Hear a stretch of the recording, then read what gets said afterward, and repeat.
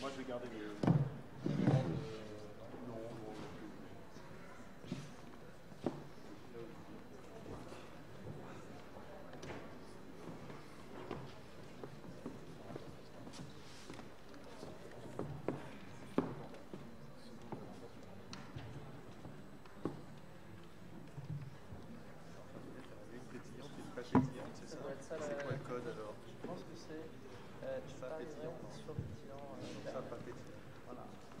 Bonjour à toutes et à tous et bienvenue à Léonard Paris pour ce nouveau débat, cette nouvelle rencontre qui a pour titre ce soir Nouvelles technologies et croissance durable. On va s'interroger pour savoir s'il s'agit d'un modèle dépassé. C'est évidemment un prétexte que ce titre qu'on va essayer de dépasser largement. Je suis Mathieu Lerondeau. Laurent, peut-être qu'on peut ajuster un peu. Voilà. Je suis Mathieu Lerondeau, je suis le directeur de la communication et des communautés de Léonard et je me charge notamment d'organiser les nombreuses rencontres auxquelles vous avez probablement, pour une bonne part d'entre vous, déjà pris part. Pour ceux qui ne sont jamais venus, vous êtes ici à Léonard Paris. C'est un lieu qui est dédié à l'accueil des équipes de Vinci, qui a créé ce lieu, des équipes de Vinci qui sont tournées vers l'innovation, vers la transformation de nos métiers et des marchés sur lesquels intervient cette grosse entreprise qui va intervenir aussi bien sur les questions de mobilité que de construction, que de réseaux énergétiques, de télécommunications, etc. Et on essaie d'explorer avec vous précisément les grandes mutations qui se préparent dans ces différents métiers qui, naturellement, sont peut-être plus que d'autres concernés par la question de la transition écologique. Un mot rapide d'introduction. L'urgence écologique, en particulier climatique, s'impose enfin dans le débat public.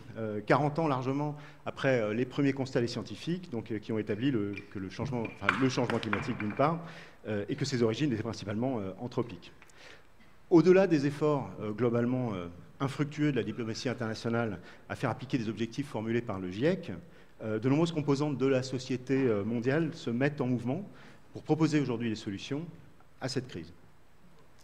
Au cours de notre précédente rencontre, c'est aujourd'hui le 4e épisode d'un cycle de 8 rencontres qui vont notamment aborder dans les prochaines phases les transitions dans les métiers de la mobilité, de la construction et de l'énergie. Donc au cours de la précédente rencontre, on a en particulier examiné le rôle des villes et le rôle des métropoles et de leur diplomatie parallèle qui tente de pallier les insuffisances et des engagements des États.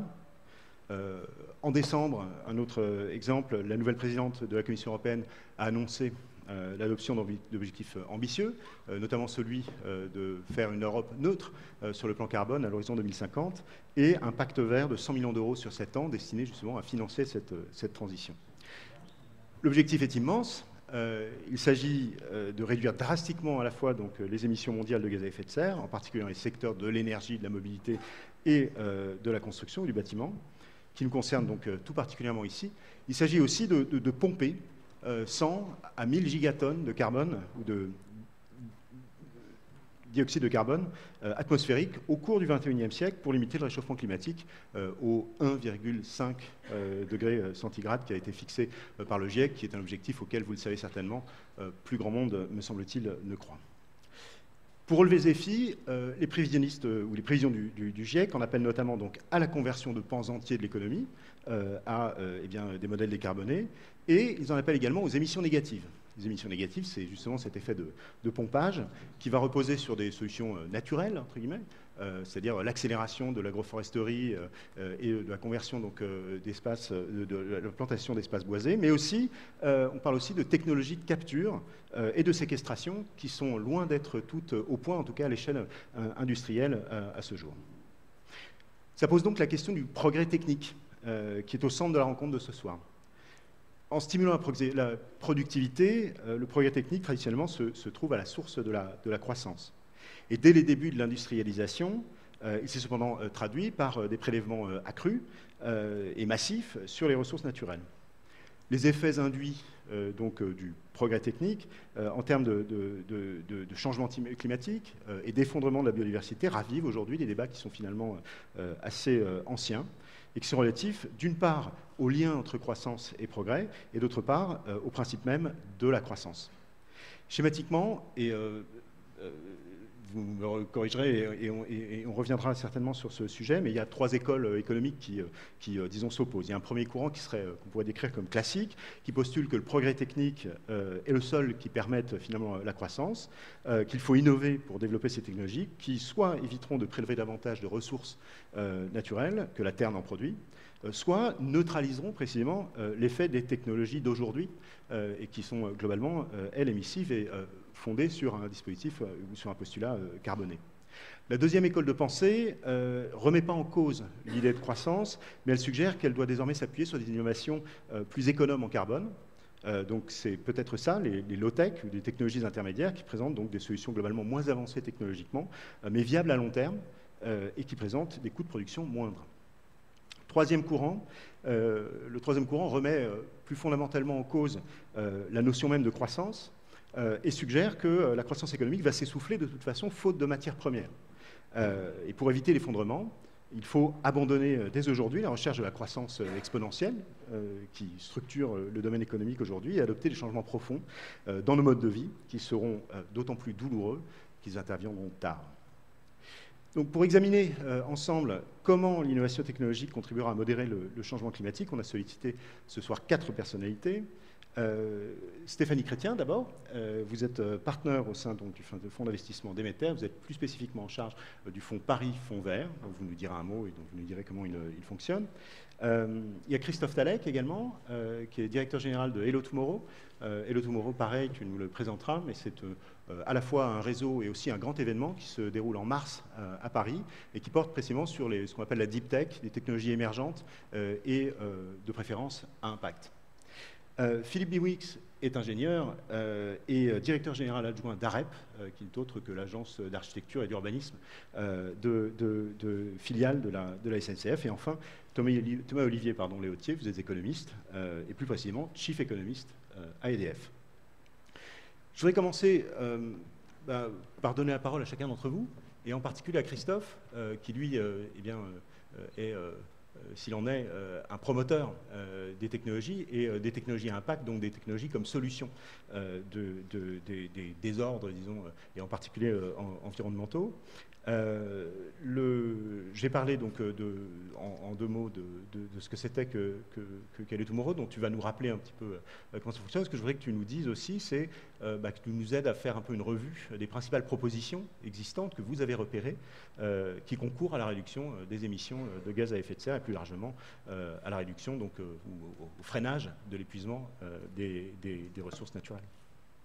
Alors, bonsoir à tous. Merci Mathieu pour l'invitation. Effectivement, Hello Tomorrow en 2 mots, c'est une organisation en fait qui s'attache à détecter des solutions technologiques qui sortent des labos et qui vont rencontrer leur marché. Sachant qu'aujourd'hui, on le sait, les écosystèmes en fait, d'innovation sont passés auprès des universités et des startups comme vecteurs de transfert des technologies pour la recherche fondamentale, puisque ces 50 dernières années, on observe en fait, une diminution drastique des investissements R&D corporate. Toutes les grandes en fait, entreprises ont progressivement fermé leur centre de R&D fondamental, et c'est désormais à ces startups de porter des technos qui viennent des laboratoires pour avoir des impacts radicalement nouveau. Donc on a en fait historiquement construit un challenge pour identifier ces solutions à l'international.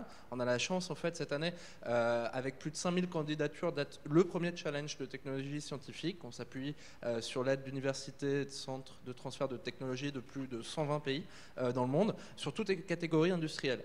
Et donc du coup nos grands gagnants des dernières années, ils font partie en fait de ces nouvelles propositions de ce qu'on appelle des imaginaires collectifs désirables, donc des technologies qui ne sont pas celles qu'on connaît aujourd'hui, qui vont être radicalement nouvelles.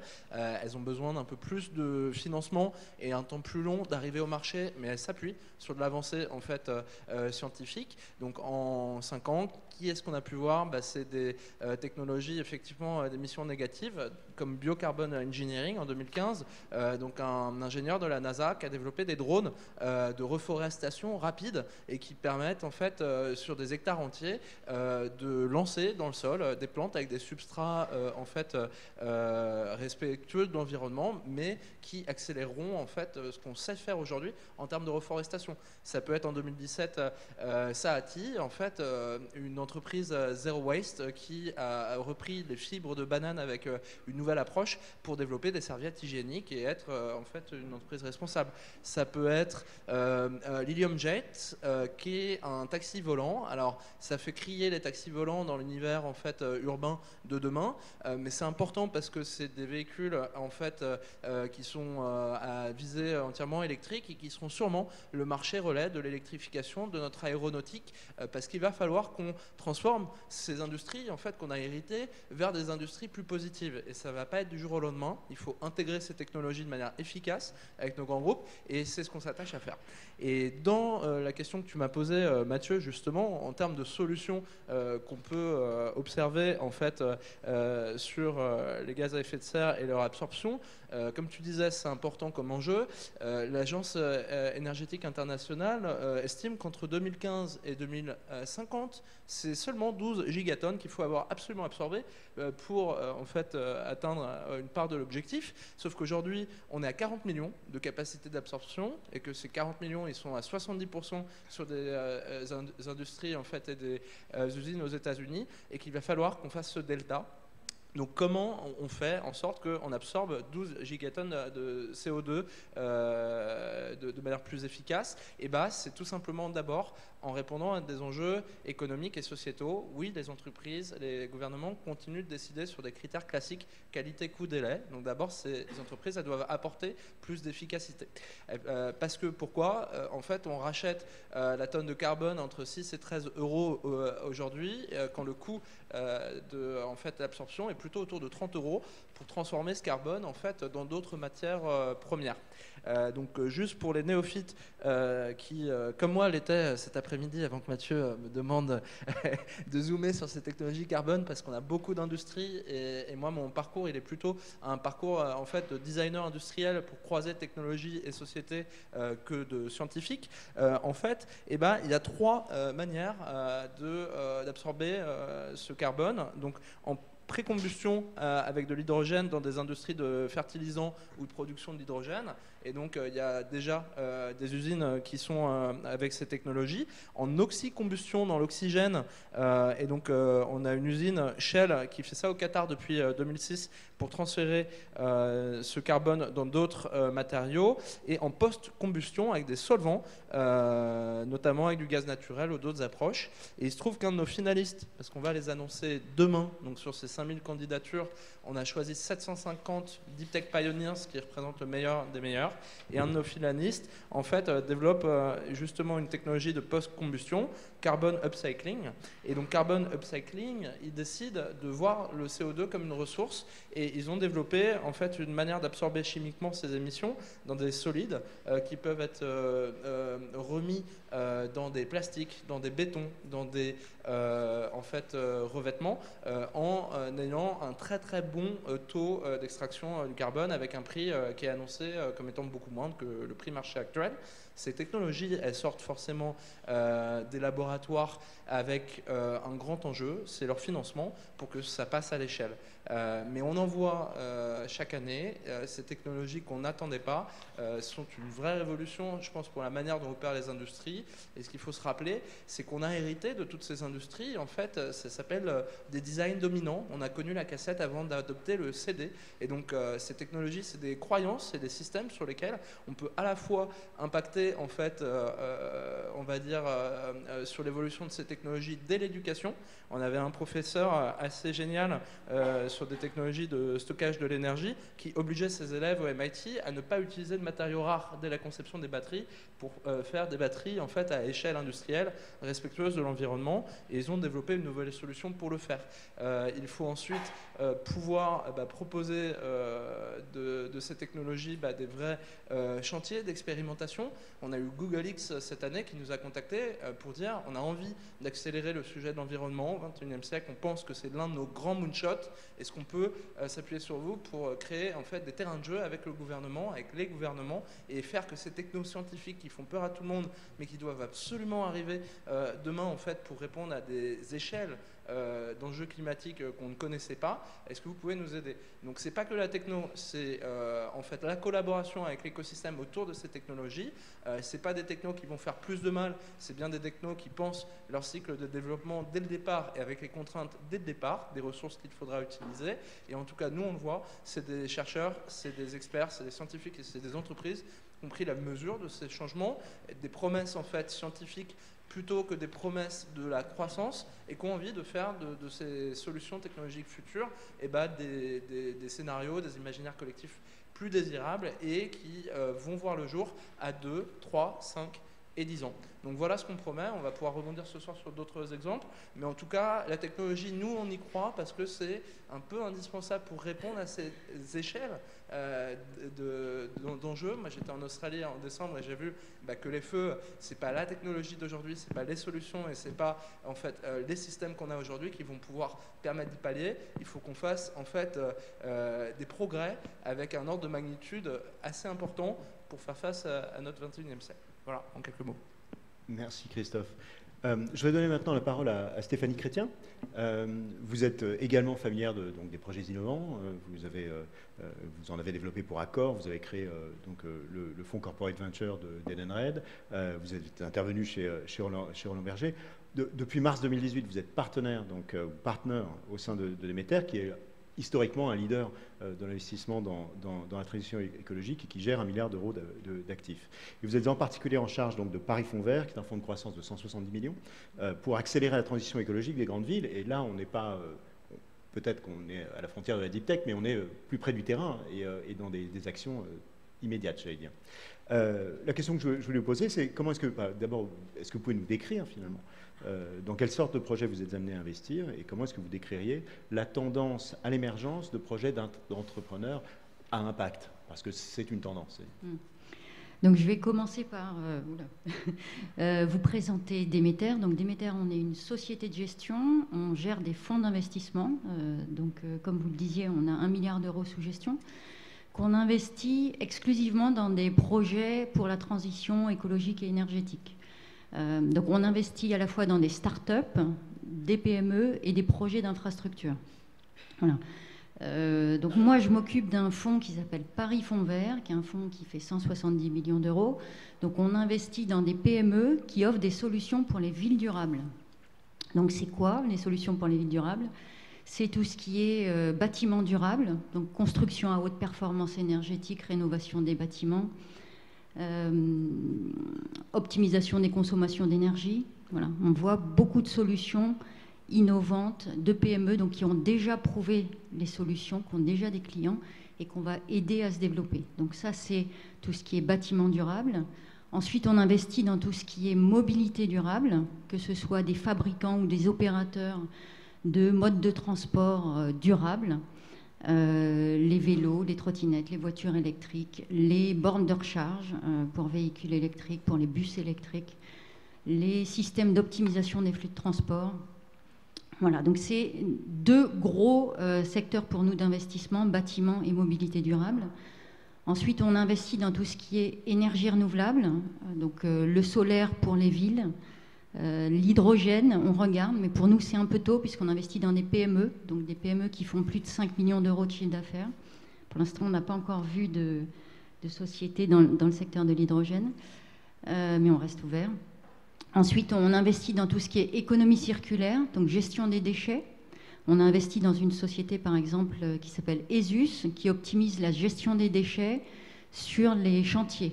Donc en fait, c'est une plateforme digitale, donc techno, qui met en relation en fait les chantiers avec des recycleurs, des réutilisateurs, pour faire passer les taux de réutilisation de 40 à 80%. Voilà, donc on optimise, nous, l'économie circulaire. Et dernière thématique, on investit dans tout ce qui est qualité de l'air, donc mesure et optimisation de la qualité de l'air. Donc voilà pour Paris Fonds Vert, peut-être pour vous resituer. C'est un fonds qui a été créé à l'initiative de la ville de Paris, d'où le nom Paris Fonds Vert. Donc la ville a été à l'initiative de ce projet en disant on va créer un fonds qui va accélérer la transition écologique à Paris et dans les grandes villes en faisant un effet de levier. C'est-à-dire que la ville de Paris a investi 15 millions d'euros. Elle a lancé un appel d'offres que nous avons gagné. Et aujourd'hui, on a un fonds qui fait 170 millions, c'est-à-dire qu'on est allé chercher des investisseurs privés pour investir justement dans ces sociétés qui offrent des solutions techno et des services pour les villes durables. Voilà. Alors votre question, oui, les entrepreneurs à impact. Donc pour vous donner quelques chiffres, aujourd'hui, chez Demeter, on a reçu, en 2019, on a reçu 1820 dossiers d'investissement, donc focalisés transition écologique. Donc on voit qu'il y a un vrai engouement aujourd'hui, à la fois chez les entrepreneurs, chez nos investisseurs, puisque nous, on va chercher de l'argent auprès d'institutions publiques, privées, auprès de family office. Donc je pense qu'il y a une prise de conscience globale d'un intérêt, d'une nécessité aujourd'hui d'investir dans ces solutions technologique. Et il y a aussi le fait qu'on a des solutions, on a des entreprises qui offrent des solutions qui sont maintenant rentables. Parce que le gros souci, c'est que pendant plusieurs années, ces solutions n'étaient pas rentables. Donc aujourd'hui, grâce à ces technologies, on a des solutions rentables. Et donc pour nous, rentable rime avec durable. C'est-à-dire qu'on est convaincu que si les solutions ne sont pas rentables, ça ne va pas durer. Voilà. Et donc on investit, nous, dans des entreprises rentables, en tout cas pour les PME, et on investit aussi dans des startups qui sont plus prometteuses. Alors, rentabilité, durabilité, on rentre dans le cœur du débat. Et je vais donner la parole cette fois-ci à Philippe Biwix. Vous êtes ingénieur, vous avez une spécialité, en tout cas vous avez beaucoup examiné la question de l'épuisement des ressources, et des ressources minérales en particulier. Vous êtes l'auteur de plusieurs essais sur les effets indésirables ou les promesses non tenues des technologies. Et vous êtes aussi, et c'est particulièrement intéressant pour nous, à Léonard, et pour le public qui, ici, s'intéresse aux questions de construction ou d'urbanisme, le directeur général adjoint, je le disais, d'AREP, donc cette agence d'architecture et d'urbanisme de la SNCF. Dans l'âge des low-tech, qui est le livre que vous avez rédigé sur cette question, vous nous invitez finalement à ne pas nous satisfaire d'une approche principalement technologique des grands défis environnementaux et en particulier climatiques. Et je voulais vous entendre le raisonnement finalement qui vous amène à défendre cette thèse. Oui. Donc moi je fais toujours le mauvais garçon dans les tables rondes comme ça, je suis désolé d'avance. Voilà. Alors d'abord, oui, donc l'AREP, en fait, est une filiale de la SNCF, effectivement, mais ne fait pas que des gares et fait bien d'autres types de construction, est aussi une agence d'ingénierie. Donc on fait un petit peu tous les métiers et aussi l'accompagnement au maître d'ouvrage. Et justement, avec une conviction, c'est que pour faire de la construction bas carbone, il faut accompagner le maître d'ouvrage le plus tôt possible, parce que c'est souvent au moment du programme, c'est au moment de la définition des besoins qu'on peut travailler, et que quand on arrive en phase de conception, on est déjà un petit peu tard pour optimiser l'énergie grise et le bilan matière. Alors effectivement, moi je suis un peu sceptique par rapport à tout ça, même si je ne nie pas l'engouement, je ne nie pas toute la force d'innovation, de recherche qu'on peut avoir aujourd'hui au niveau planétaire. Par contre, moi j'ai du mal à comprendre effectivement ce que veut dire le concept de croissance verte, ce que veut dire le concept d'une autre croissance ou d'une croissance respectueuse de l'environnement. Donc, juste, on va se dire, basiquement, si vous considérez une croissance de 2%, au niveau mondial, on a plutôt fait 3%, 2,5-3% au niveau du PIB, comme des émissions de gaz à effet de serre et d'énergie. Il y a eu un léger découplage. Les économistes parlent de découplage entre la consommation de ressources et puis l'activité économique.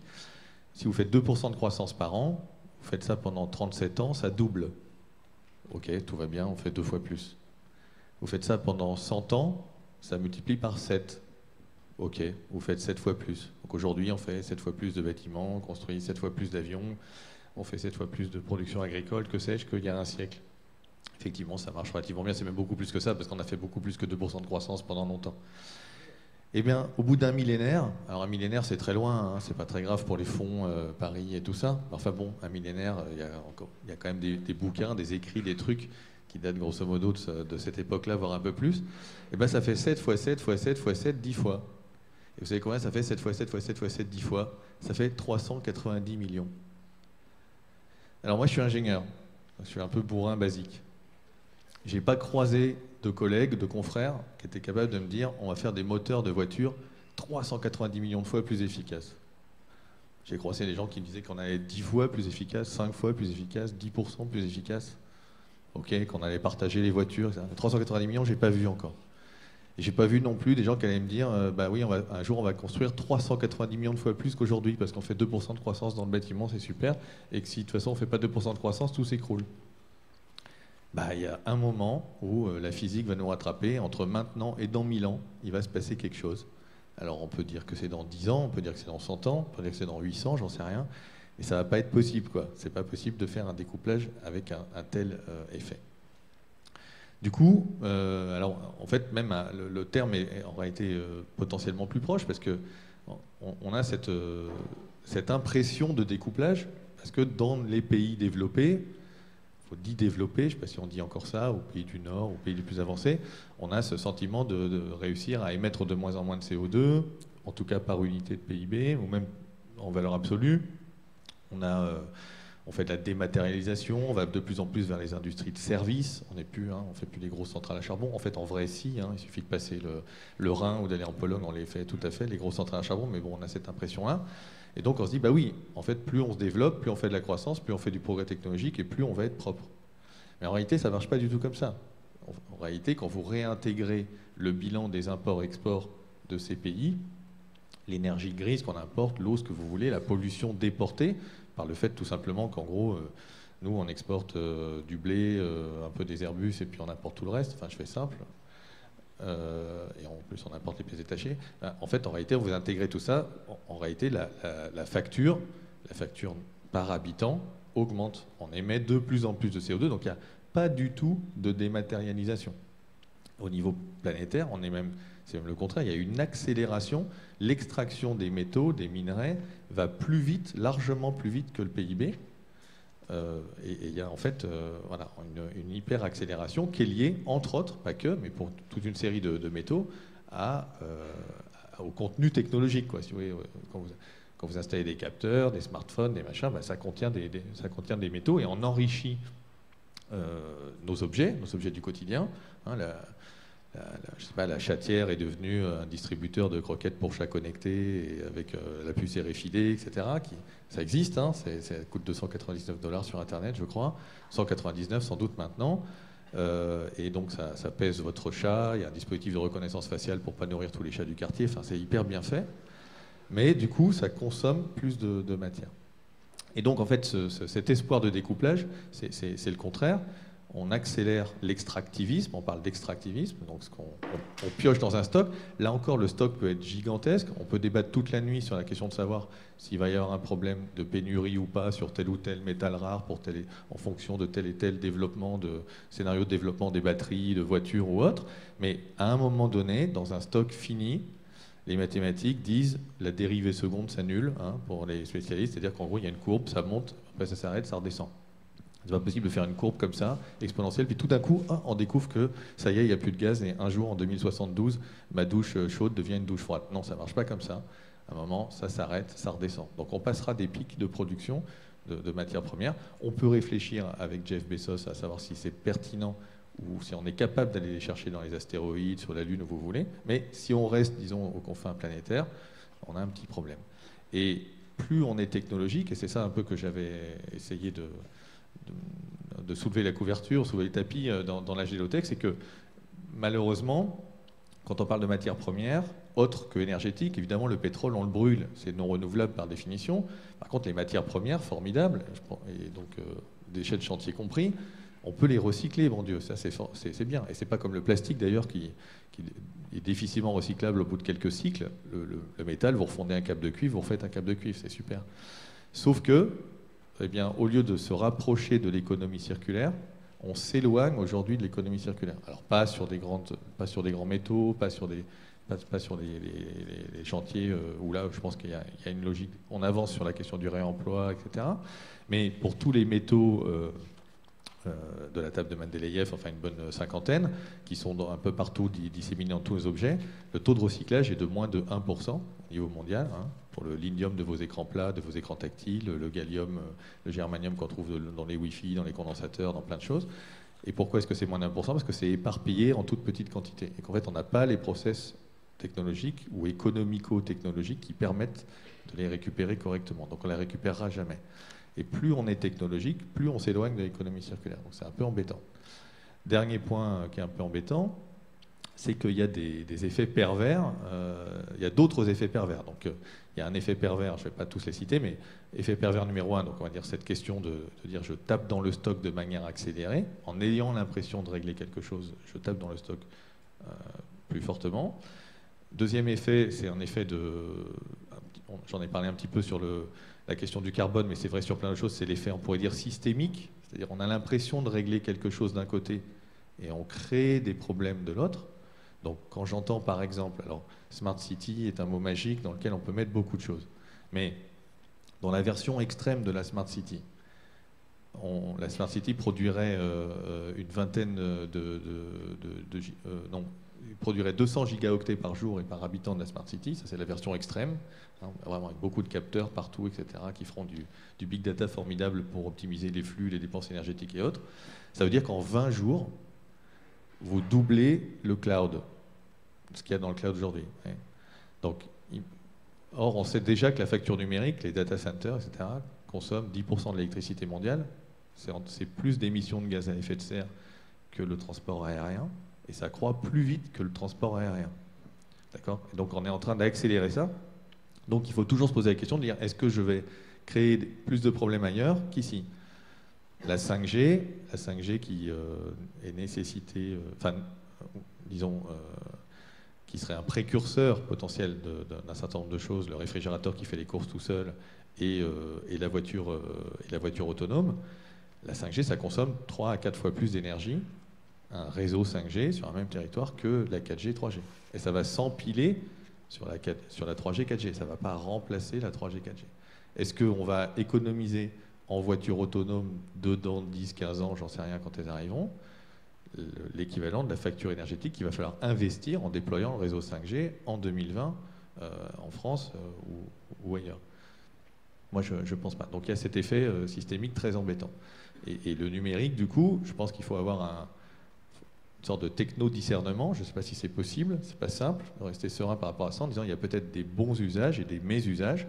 C'est la tarte à la crème de la technique. Hein. Je veux dire, depuis toujours, on est à dire ah là là, il y a des trucs super et puis il y a des trucs moins bien, mais comment est-ce qu'on fait pour éviter les mésusages et ne garder que le bon ? On ne sait pas faire. Hein.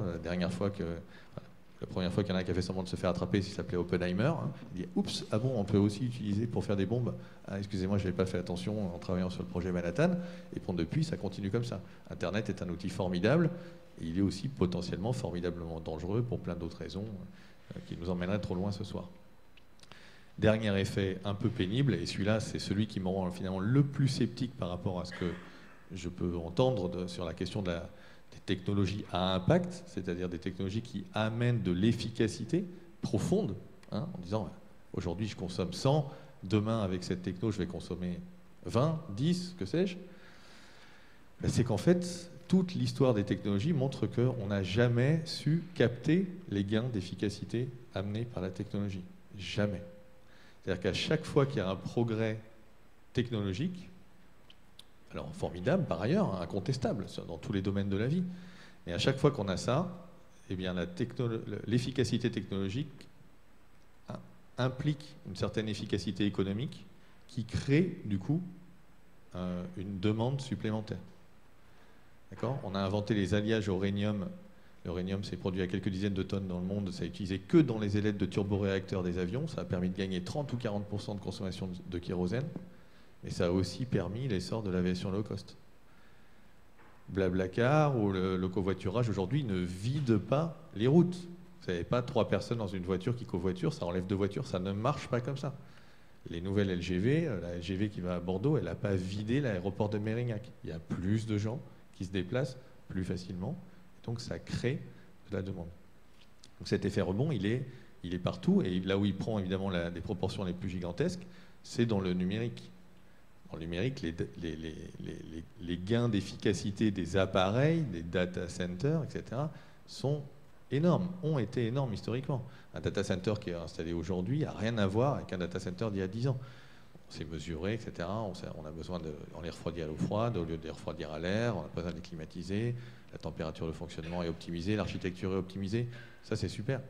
Mais ça permet d'abattre les coûts de stockage et d'échange de données. Et donc, du coup, on double les données qu'on stocke et qu'on échange tous les 18 mois. Et donc, la facture globale augmente. Donc, tant qu'on n'aura pas su démontrer avec d'autres choses, à savoir, j'en sais rien, du réglementaire, du fiscal, du culturel, d'autres composantes que la composante technologique, en fait, la technologie continue à nous entraîner dans sa course en avant sans espoir. Merci Philippe. Oui, c'est parfait. Je ne suis pas sûr que vous soyez vraiment le bad guy dans cette affaire, mais et en tout cas, vous nous offrez une transition parfaite avec Thomas-Olivier Léautier, donc Chief Economist d'EDF. Vous êtes également économiste et enseignant-chercheur à la Toulouse School of Economics, qui travaille et qui a largement exploré ces questions donc, de financement, disons, de la transition. Philippe Bouyx termine finalement sur une image économique. Christophe a commencé lui aussi sur un sujet économique qui est qu'en gros, capturer une tonne de carbone, ça coûte 30 €. Je ne sais pas si les chiffres, enfin voilà, si vous êtes d'accord, mais en produire autant, c'est 8 €. Donc tant qu'il sera plus coûteux de capturer et de séquestrer le carbone que de le produire, on ne voit pas très bien comment finalement on pourrait freiner cette machine-là. Et c'est cela que je voudrais vous entendre nous décrire, c'est le dispositif économique qui vous semble motiver un peu cette économie et cette transition. Ok, donc effectivement, moi je suis aussi un ingénieur, mais j'ai mal tourné, après j'ai fait de l'économie. Je vous confirme qu'il y a des chatières connectées, je viens de vérifier sur Internet, ça coûte 69 € sur Amazon, donc c'est une bonne nouvelle. C'est descendu, c'est une bonne nouvelle. Le prix baisse en tout cas. Le prix baisse, ce qui prouve que ça marche. En général, non, attention, c'est pas la chatière, c'est le distributeur de croquettes. C'est plus compliqué. Moi, j'étais resté sur la chatière. Chatière, c'est plus basique. Ouais, chatière, c'est enfin, bref. Comme j'ai pas de chat, je saurais pas vous dire la différence. Blague à part, donc en fait, il y a deux vues qui s'opposent. Il y a une première vue qui dit, donc quand on prend un pas de recul par rapport à ce qu'on vient d'entendre, la question, c'est comment on fait pour arrêter d'émettre du CO2. Et si on veut rester à 1,5 degré d'augmentation de la température moyenne par rapport à l'ère pré-industrielle, il faut arrêter d'émettre du CO2 en 2050.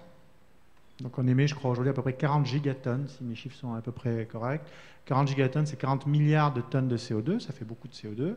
On veut passer à zéro en 2050. 2050, c'est dans 30 ans. Et si on ne fait pas ça, eh ben, l'Australie va continuer à brûler. Et puis progressivement, il y a d'autres pays qui vont avoir de plus en plus chaud. Et ça va créer plein de problèmes. Et ça, la science est à peu près propre là-dessus. C'est jamais complètement clair parce que c'est des choses qu'on connaît mal, c'est des choses qu'on n'étudie pas depuis très longtemps, mais c'est assez clair. Et là, on a entendu deux visions. Une vision qui dit, bon, on ne va pas s'énerver, on trouvera des technologies qui nous permettront d'y arriver. Et grâce au progrès technologique, on va résoudre le problème. Et on a entendu une deuxième vision, qui est une vision de dire on ne va pas y arriver parce qu'on va plus avoir de matières premières avant d'avoir des technologies, on n'aura juste plus de matières premières. Et ça, c'est un débat qui est très vieux en économie. La première version de ce débat, ça date de Malthus. Malthus, c'est au XVIIIe siècle, qui dit la population croît comme ça et la surface agraire est à peu près constante. Donc à un moment, il y aura trop de gens et il faut arrêter d'avoir des gens. Et c'est pas idiot, quoi. La population commençait à croître d'une façon importante, il n'y a plus de surface, donc il se posait la question. Dans le cas de Malthus, il s'est trouvé qu'il a eu tort parce qu'il y a eu une énorme gain de productivité dans l'agriculture, gain de productivité qui a d'ailleurs causé pas mal de pollution, ce n'est pas un gain qui est venu gratuitement, mais il y a eu des gains de productivité qui nous ont permis de nourrir, bon an, mal an, une population bien plus importante que celle du XVIIIe siècle. Cela étant, le débat reste ouvert. Est-ce qu'on peut avoir de la croissance verte, donc faire confiance aux technologies pour nous amener à décarboner tout en croissant, ou est-ce qu'au contraire, il faut s'arrêter de croître? Alors là, il y a une mauvaise nouvelle, c'est que j'ai absolument aucune idée de la réponse. Mais il y a une bonne nouvelle, c'est qu'en tant qu'économiste, on a un objet qui nous permet de ne pas s'inquiéter de la réponse. Et cet objet, c'est tout bête, c'est le prix du carbone. Si la fonction de l'objectif, c'est de réduire les émissions du carbone, l'objet dont on a besoin, c'est de mettre un prix au carbone. Et mécaniquement, quand le carbone aura un prix, l'ensemble des agents économiques, donc les agents économiques qui pensent qu'on peut faire de la croissance verte, les agents économiques qui pensent qu'on ne peut pas faire de la croissance verte et qu'il faudra réduire les volumes, cet ensemble d'agents va faire des actions. Donc il y en a qui vont consommer moins, il y en a qui vont innover. Donc on a vu, il y a plein d'innovations qui nous ont été présentées. Et tout ce machin-là va fonctionner. Et puis, d'une façon ou d'une autre, on arrivera à réduire notre volume d'émissions par une combinaison que je ne connais pas et que je n'ai pas du tout envie de connaître, de nouvelles technologies et de réduction des consommations. Donc, encore une fois, si le problème, c'est la réduction des émissions de carbone, la solution, c'est le prix au carbone. Et on n'a pas besoin de se poser la question de savoir si on aura assez de technologie ou il faut réduire les consommations. Alors, le problème du prix du carbone, ce n'est pas un problème économique. Ce que je vous raconte, ça date de 1920. On peut mettre un prix au carbone soit par une taxe, soit par un marché. Et une coïncidence de l'économie, c'est que ces problèmes ont été étudiés et résolus dans les années 1920 par deux économistes, Pigou, donc, qui est un économiste anglais, et Coase. Coase, c'est un peu plus tard, son papier est plutôt de 40. Donc c'est des problèmes qu'on comprend bien en économie, qu'on comprend depuis longtemps. L'enjeu, qui est un enjeu complexe, c'est que ce n'est pas un enjeu technique, ce n'est pas un enjeu d'économie, c'est un enjeu politique. Ce qui manque aujourd'hui, ce n'est pas les technologies il y en a plein. Ce n'est pas la conception économique ça date de 1920. Ce qui nous manque aujourd'hui dans nos sociétés, c'est un dialogue démocratique et politique sur l'importance de l'enjeu climatique. Si vous demandez aux gens autour de vous, alors nous on est parisiens, donc si on va voir les non-parisiens, les vrais Français, ceux qui vivent dans la campagne, qui sont pas des, alors je vais utiliser l'expression, ils ne sont pas des bobos. Ceux-là, ils vous diront, mon problème, ce n'est pas un problème de réchauffement climatique, mon problème, c'est un problème de maternelle qui ferme, il faut que j'aille plus loin pour mettre mes enfants, c'est d'accès aux soins de santé, mon problème, c'est éventuellement un problème de sécurité, c'est un problème de trouver du boulot, c'est un problème de chauffer ma maison, c'est ça qu'ils vous disent les gens. Et tant qu'il n'y aura pas un consensus politique sur l'importance du réchauffement climatique, on n'arrivera pas à se mettre en mouvement pour résoudre le problème. Donc il me semble que le débat sur la technologie, qui est un débat pertinent, qui est un débat intellectuellement très intéressant, n'est pas la façon de prendre le problème, et qu'au contraire, il faut se dire comment on fait collectivement pour avoir une vraie discussion collective sur l'impérieuse nécessité de combattre les émissions du carbone. Comment on fait pour que l'ensemble de la société soit d'accord? Et à partir du moment où l'ensemble de la société, ou tout au moins il y a une majorité qui comprend que l'enjeu climatique est important, qui partage le diagnostic, là après on pourra mettre en branle une série d'outils économiques. Alors là on rentre dans la technique de la taxe carbone. Au lieu de taxer le travail et le capital, on taxe le carbone. Ça aussi c'est pas nouveau, c'est des trucs que les Verts disent depuis des dizaines d'années. Et à partir de là, vous avez un prix du carbone, et à partir de là, le débat sur quelle technologie adopter est un débat qui se résout tout seul. Donc l'enjeu primordial pour résoudre tous les problèmes et pour réconcilier toutes les visions, c'est le débat politique, l'objet démocratique. C'est la démocratie qui résoudra le problème, ce n'est pas la technologie. Dernier point, en plus d'être prof d'économie, je suis dirigeant au groupe EDF, et donc je ne peux pas faire une présentation sans vous dire que la bonne nouvelle, c'est qu'en France, on a du nucléaire. C'est fait partie de mon contrat de travail. Donc, le nucléaire, alors c'est par chance, on ne l'a pas fait exprès, mais par chance, le nucléaire, ça ne produit pas de carbone. Le cycle de vie, les émissions de carbone en cycle de vie, donc sur toute la vie du nucléaire, du début jusqu'à la fin, c'est 4 grammes par kilowattheure, Alors là, c'est les estimations EDF. Il y en a qui sont un peu moins favorables, mais on arrive autour de 10 grammes par kilowattheure. Construction comprise. Construction comprise, déconstruction comprise, jusqu'au moment où vous les mettez à Bure, au fond, où on les enterre. Jusqu'au ciment où vous coulez dessus à Bure. Bon, et 10 grammes par kilowattheure, pourquoi? Parce qu'en fait, une fois que vous avez construit le bousin, ça roule pendant 60 ans et ça produit énormément de kilowattheures. Donc, bon. En revanche, une centrale au gaz, juste le coût variable d'une centrale au gaz, c'est 400 grammes par kilowattheure. C'est 40 fois plus. Une centrale au charbon, c'est plutôt de l'ordre de 900 à 1000 grammes par kilowattheure, donc c'est presque 100 fois plus. Donc on a un coup de chance énorme en France, et encore une fois, on ne l'a pas fait exprès. On a bâti les réacteurs nucléaires pour garantir la sûreté énergétique, la sécurité énergétique de la France dans la crise pétrolière des années 70. On n'a pas fait exprès, mais coup de chance, on a une technologie qui ne produit pas de carbone et qui émet des mégawattheures. Donc on est tous très contents d'avoir des réacteurs nucléaires. Merci beaucoup. Merci, on reviendra sur le nucléaire parce que je pense que, voilà, je pense que bon nombre des membres de l'assistance seront curieux peut-être de vous challenger un peu là-dessus. Je ne sais pas, c'est pas exclu. L'escape est ouverte et j'en profite pour préciser que après le petit tour de parole qu'on se donnera là, bien évidemment, vous pourrez poser vos questions à nos intervenants. Je voudrais revenir sur un aspect qui me semble important et que vous avez évoqué, Stéphanie, en particulier, qui est celui de l'évaluation de l'impact. Alors, vous êtes investisseur, donc l'investisseur, il évalue également le retour sur investissement possible donc, de son investissement. Comment est-ce que, plus spécifiquement, et on voit à peu près comment on procède pour mesurer le retour sur investissement possible, mais comment procédez-vous plus spécifiquement pour mesurer l'impact et pas seulement le défaut d'impact négatif, mais l'impact positif.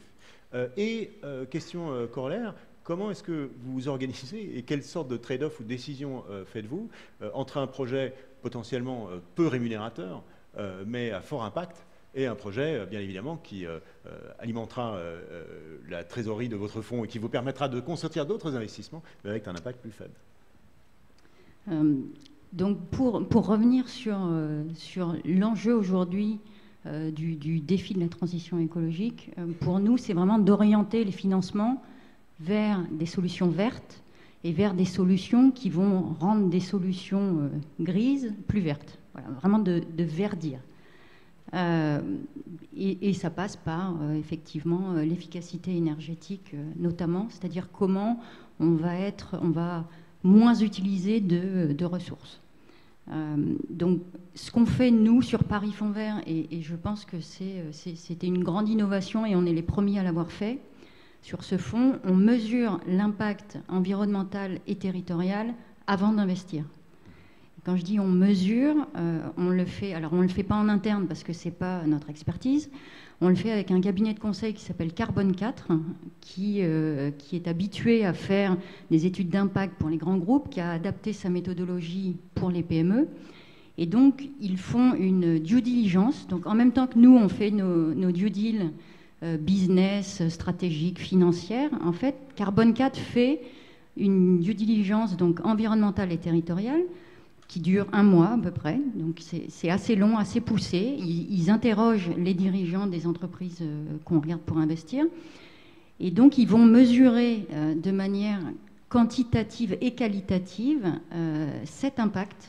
Donc l'impact énergie, carbone, transition juste, parce qu'on pense que le social est aussi très important pour la transition écologique, circularité, air, adaptation climat et production d'énergie renouvelable. Donc on a ces 7 thématiques et Carbone 4 fait un bilan en fait avec en gros vert, orange, rouge et des indicateurs chiffrés sur les émissions de CO2 évitées, sur l'impact énergétique.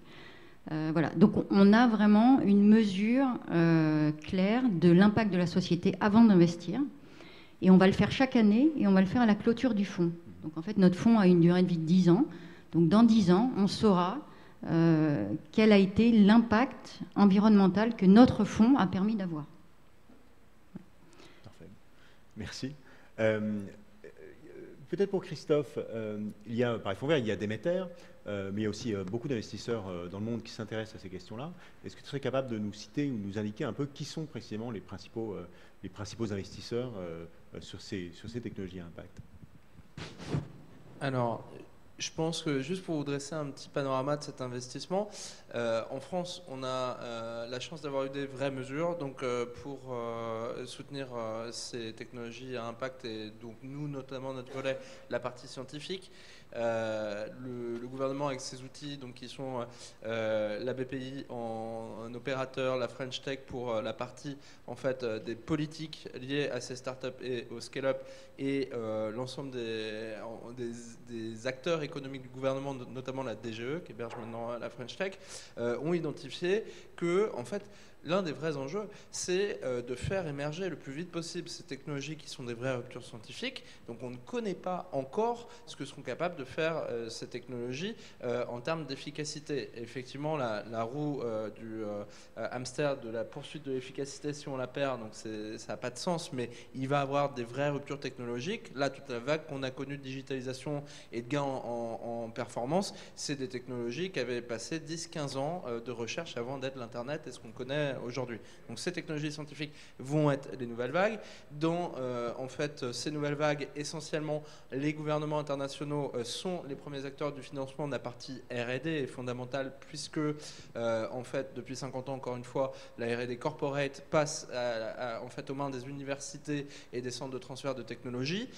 On a une culture européenne versus américaine qui était plus dans la recherche fondamentale et qui va plus sur la recherche appliquée avec en fait des outils et des actions qui vont permettre d'avoir ces technologies de manière, on va dire, plus contextualisée, avec plus d'applications. Il y a des grands challenges, en fait, quasiment moonshot, qui sont lancés par le gouvernement sur certains sujets, dont l'intelligence artificielle, dont l'environnement, donc qui vont permettre aussi de fédérer des acteurs, une culture, en fait, du financement par projet, en fait, copié de la DARPA des États-Unis, pour faire simple, qui finance un certain nombre d'acteurs sur un enjeu et qui gardera le meilleur.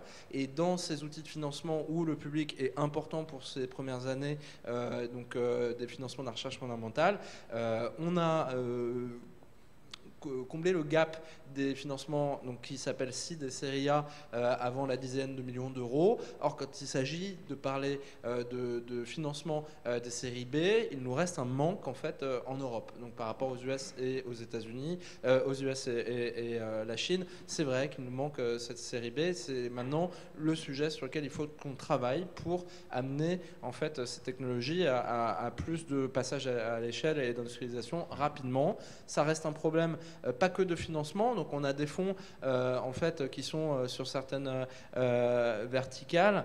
Je pourrais en reciter quelques-uns tout à l'heure. Je pense que dans les fonds originaux, Breakout Labs, le fonds de Peter Thiel, va vers des ruptures climatiques. Google X ne cherche que des solutions en rupture, notamment sur des volets environnementaux pour les prochaines années avec leur fonds Google X Ventures qui seront présents sur la rencontre.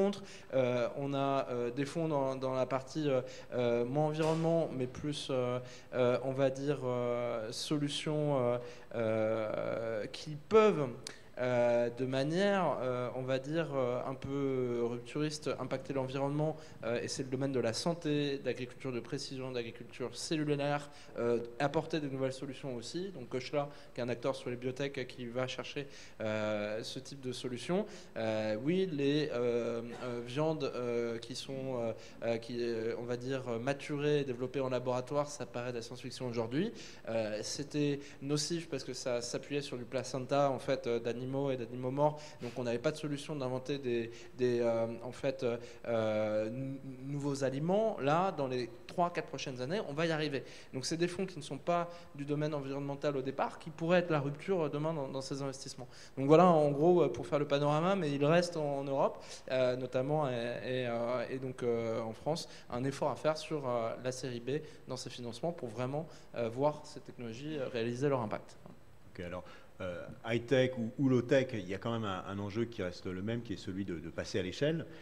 Et cette fois, j'ai envie d'interroger Philippe Biwix, avec votre casquette de DGA d'AREP. C'est-à-dire qu'en gros, qu'est-ce que concrètement ça peut vouloir dire que de faire le choix des low-tech quand on est précisément l'une des plus grandes agences d'architecture, d'urbanisme et d'ingénierie en France?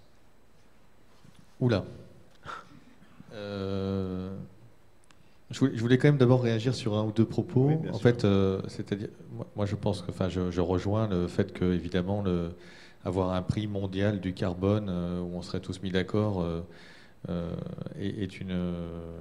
serait une manière furieusement efficace d'aller dans le bon sens. Le problème, c'est qu'on l'obtiendra jamais. Enfin, il faut être à peu près réaliste. Pour plein de raisons, en tout cas, on ne l'obtiendra pas à la vitesse nécessaire. De la même manière, je pense que on peut se dire que de plus en plus des très grands acteurs financiers vont flécher et commencent à flécher vers des investissements plus durables, on va appeler ça comme ça. Mais là encore, il me semble qu'il y a un gros risque quand on voit par exemple ce qui s'est passé dans l'économie, enfin dans les fonds éthiquement, socialement responsables. Bon, on est resté sur des choses un peu marginales, avec des gens qui font un super boulot, mais il y a quand même, voilà, tant qu'il y a des gens qui, eux, peuvent rester gris, sales et qui n'ont pas de problème, eh bien, en fait, l'argent continue à se déverser sur les investissements un peu partout. Une question là, pourquoi on n'aura pas de prix mondial du carbone ? Alors, on n'aura pas de prix mondial du carbone. Disons qu'on va mettre beaucoup. Enfin, il y a, je pense, de la même manière que, enfin, ça doit être une loi économique là aussi. Je ne sais pas de quand elle date, mais qui fait que plus on est nombreux, plus on met de temps à se mettre d'accord probablement, et que, voilà, à 180, avec l'Arabie Saoudite au milieu, la Pologne. Enfin, j'adore tous ces gens-là. C'est pas la question, hein, mais on n'a pas les mêmes histoires, on n'a pas les mêmes enjeux économiques, on n'a pas les mêmes réflexions des populations. Donc quand on vient sur la question démocratique, il y a aussi ça. Et donc je pense que voilà, enfin moi je regarde juste passer les COP les unes après les autres. Alors effectivement, je ne devrais pas faire des prédictions, c'est dangereux. Peut-être que dans 3 ans, on va tous se mettre d'accord sur un prix mondial du carbone. Mais pour l'instant, je ne sens pas une dynamique planétaire exceptionnelle. Donc ça veut dire qu'il n'y a pas de consensus collectif sur l'urgence climatique ? Bah non, je pense pas. Je pense que si vous allez en Russie, je pense que c'est très européen centré, des gens qui lisent peut-être les journaux ou passe Greta Thunberg, quoi. J'exagère un peu. Enfin, volontairement, je pense que si on va en Russie, il y a plein de Russes qui disent c'est génial, ça va libérer plein de terres pour l'agriculture en Sibérie. Il y a des endroits où effectivement, c'est pas perçu de la même manière. Donc, alors si on, encore une fois, je pense qu'il faut se ramener, et je suis désolé de vous interrompre, mais je pense que c'est le cœur du débat. Si on n'a pas de consensus collectif pour faire quelque chose, si on n'est pas d'accord ou s'il n'y a pas une majorité des gens et des gens qui polluent qui sont d'accord, pourquoi on le fait ? La démocratie, c'est de dire, on fait la loi de la majorité. Alors la majorité, elle prend du temps à être convaincue. Il y a des choses qui sont apparues récemment qui n'existaient pas auparavant, la retraite, la sécurité sociale, toutes ces choses qui sont apparues dans les années 40 ou 50, ça n'existait pas avant. Les impôts, aux États-Unis, ça n'existait pas avant 1913. Donc comment on peut imaginer de faire quelque chose si on n'a pas derrière soi une majorité de la population pour le faire ? C'est quoi notre légitimité pour dire aux gens, on a bien réfléchi, on est plus intelligent que vous, on pense qu'il faut faire X, Y, Z, et vous ne le voyez pas, mais nous on le voit et on va vous l'imposer. C'est un peu provocateur comme question, mais je pense que si on n'arrive pas là-dedans... Ça va nous amener un peu loin, et puis j'ai envie de rester sympa. Donc, en fait, je pense que simplement parce qu'on ne décrit pas le même objet. C'est-à-dire que je suis d'accord qu'on a un espace de débat démocratique en France, ou un espace de débat démocratique en Europe, par exemple. Mais à l'échelle mondiale, c'est pas comme ça que ça fonctionne. On n'a pas un espace de débat démocratique planétaire où l'ensemble des citoyens peut s'exprimer. On a entre les deux des dispositifs qui s'appellent des États-nations. Ces États-nations discutent avec derrière eux des enjeux qui sont des enjeux de leur propre population, de leurs propres enjeux de développement, de leurs propres enjeux économiques ou concurrentiels, et que ça fait que ce débat n'est pas un réel débat démocratique, voilà, tout simplement. Et que les conditions de ce réel débat démocratique pourraient être, est difficile à organiser, puisque par définition, les seules instances internationales, grosso modo, on va dire onusiennes, c'est l'Organisation des Nations Unies, et donc il y a bien une échelle intermédiaire qui s'appelle la nation. Donc le fait qu'on ait fait la sécurité sociale parce qu'on trouvait ça sympa après le programme de la résistance en 1944, n'implique rien sur la question de la sécurité sociale aux Philippines, quoi. Je veux dire, ils ont leur propre trajet, et j'en ai peur, une sécurité sociale bien moins protectrice que la nôtre. Et un schéma de retraite probablement très faible. Donc, Donc voilà, c'est juste ça. Donc, bien sûr, j'appelle de mes voeux ce grand débat démocratique. J'appelle de mes voeux que ça soit positivement perçu, parce que c'est pas évident qu'il ne faille pas se serrer la ceinture de ci, de là, et que dans d'autres pays, au contraire, on aspire à avoir le niveau de vie qui évolue, et c'est bien normal. Voilà. Voilà. Donc, ensuite, je ne pense pas que, même dans un pays formidablement démocratique comme la France, tout passe par le crible démocratique. À ma connaissance, je ne suis pas certain qu'on ait développé le programme, par exemple, électronucléaire français, en ayant demandé leur avis aux Français à l'époque. Mais pourquoi pas? Donc je ne dis pas qu'on aurait... Et en quoi le fait qu'on ne l'ait pas fait il y a 40 ans, mais dans exactement, la France, qui était une France très différente de la France d'aujourd'hui, nous amène à dire aujourd'hui, on va refaire comme avant, on va mettre sur les gens une taxe carbone dont ils ne comprennent pas l'utilité, ou on va dire aux gens, on va dépenser votre argent pour faire ci, pour faire ci, pour faire ça, ou on va vous empêcher de consommer parce que c'est mal, sans avoir de débat démocratique. Comment on fait? C'est ça que j'ai du mal à comprendre. Pour l'instant, je ne suis pas encore sur le comment. J'étais sur de dire, est-ce que ça peut marcher ou pas? Donc j'alertais juste sur le fait que la démocratie, c'est beau, c'est des grands mots et tout, mais quand on la met vraiment en œuvre, là je trouve qu'il y a un objet très sympathique qui s'appelle la Convention citoyenne pour le climat. Voyons ce qui va sortir. Il y a eu des vraies réflexions démocratiques. Voyons ce que vont être leurs recommandations.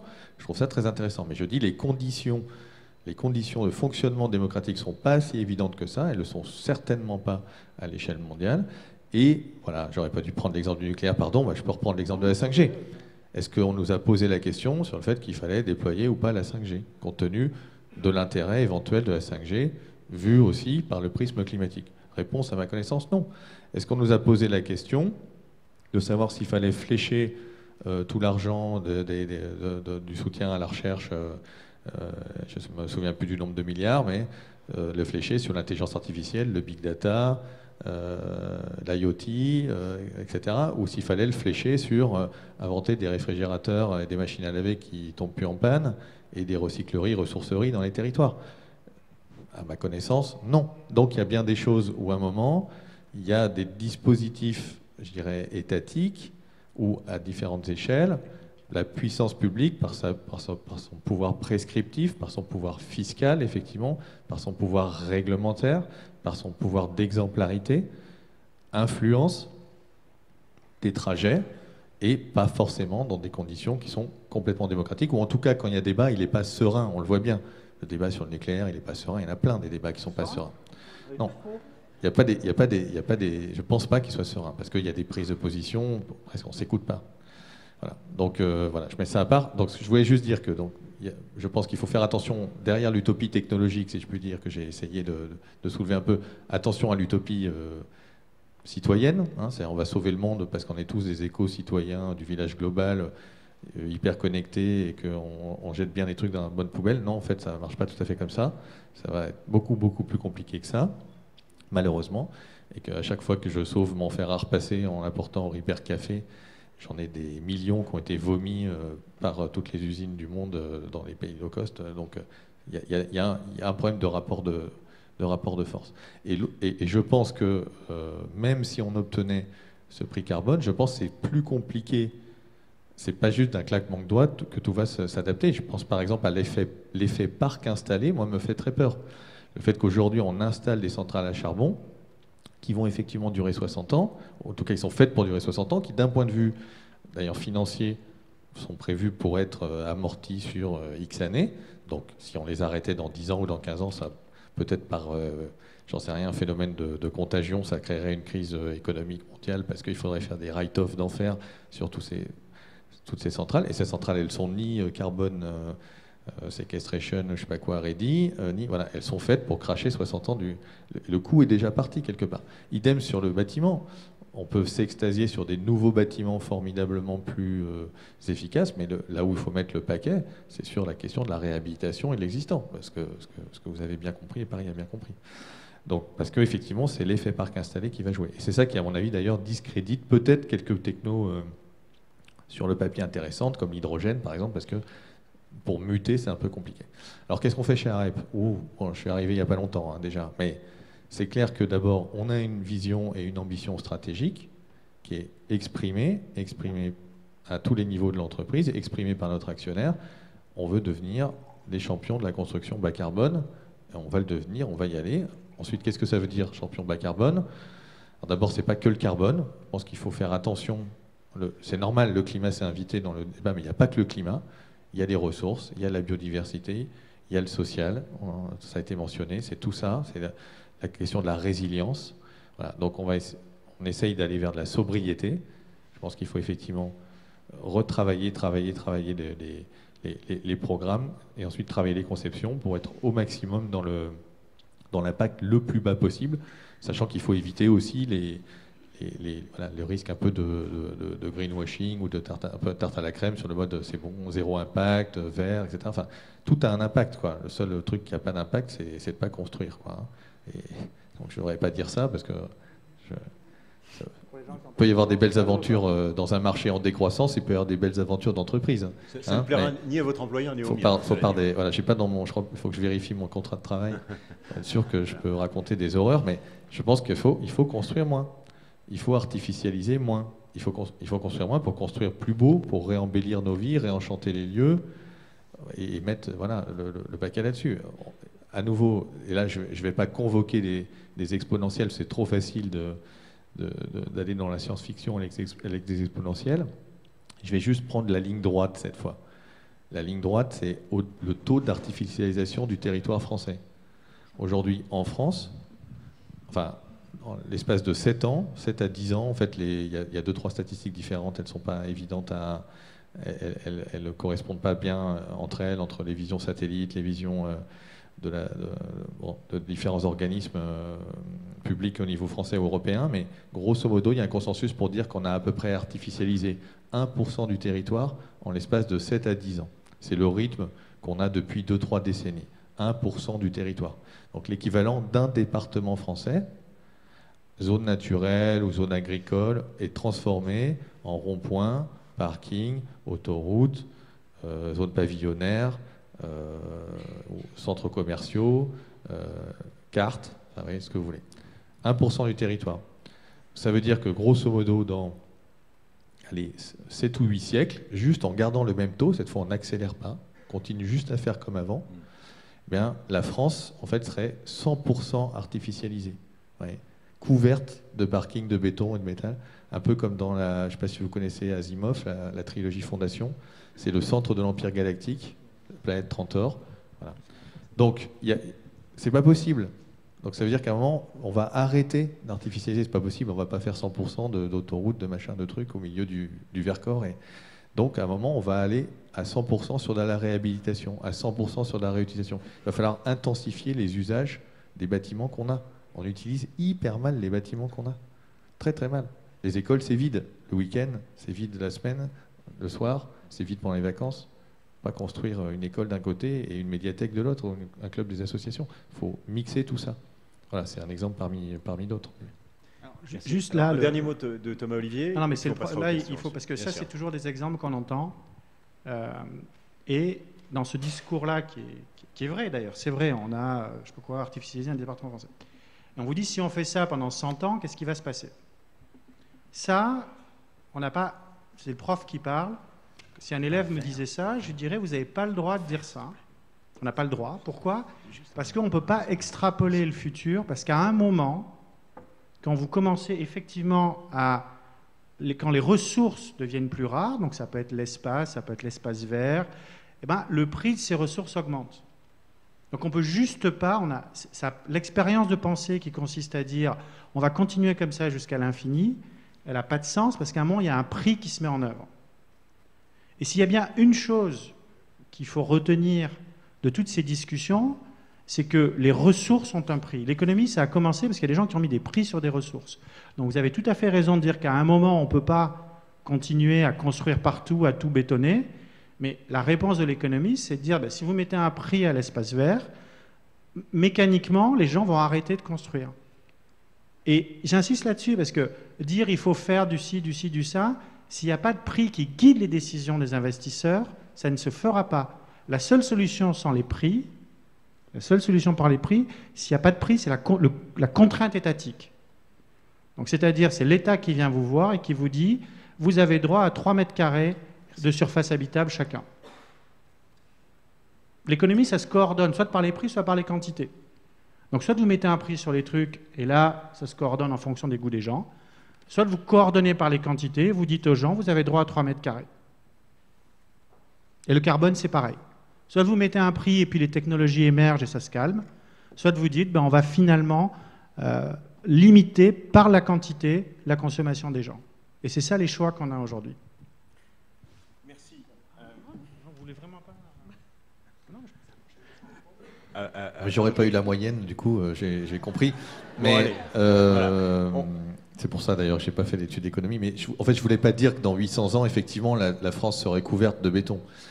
C'était une manière de démontrer par l'absurde qu'effectivement, il y a un moment où les métiers du bâtiment et de la construction allaient forcément muter vers des métiers de la réhabilitation. Et donc, effectivement, forcément, d'une manière ou d'une autre, à travers le prix, probablement. J'ai promis de ne pas dépasser de trop l'horaire et ce sera difficile à faire cependant. Donc on visait 20h30. Il est temps, je pense, de vous donner la parole et de vous donner la possibilité de poser vos questions donc, à nos intervenants.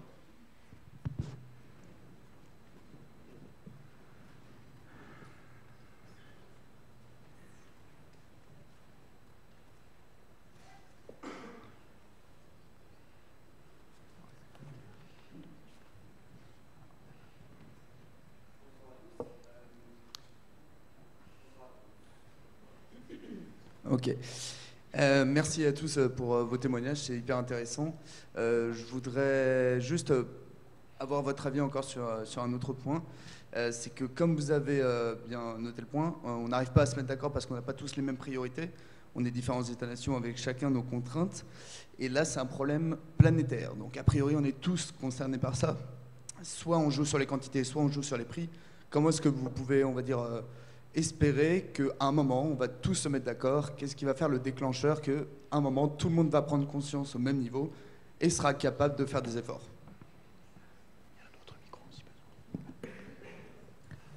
Je veux bien donner une réponse d'idéaliste. Encore une fois, chez Lotumoro, on croit à cette symbiose, mais par l'ingénierie de la symbiose, et que ces technologies, d'abord, il faut qu'on ait des technologies de réparation, puis des technologies de rupture qui mettent plus longtemps pour faire changer cette réalité dans laquelle on vit. Et si on prend l'analogie, en fait, de la cassette au CD, ça a été tout un design dominant qui a été remplacé pour répondre à cet usage voilà, de la musique qu'on a connu sur quelque chose d'autre. Il faut imaginer que l'ensemble de ces gouvernements et de ces acteurs sont en train de transformer ces designs dominants. Peut-être que la centrale nucléaire, elle est plus sur sol, mais qu'elle est tenue par des chaînes dans des rivières et dans des océans de demain. Peut-être qu'on a certaines en fait, pistes qui vont être radicalement différentes. L'important, c'est l'imaginaire collectif et il se travaille en, fait, en innovation de rupture. On ne peut pas faire adopter une solution si on n'a pas en fait, construit l'histoire et l'avantage et le bénéfice. Et avec mon parcours de designer, j'ai vu à chaque fois dans l'histoire de la conception et d'adoption de solutions, il faut que soit ça réponde à un usage et des besoins existants, et c'est pour ça que c'est dur qu'on change radicalement nos modes de consommation. Il va falloir être hyper innovant pour inclure l'environnement et ses contraintes dans une forme de société qu'on a aujourd'hui.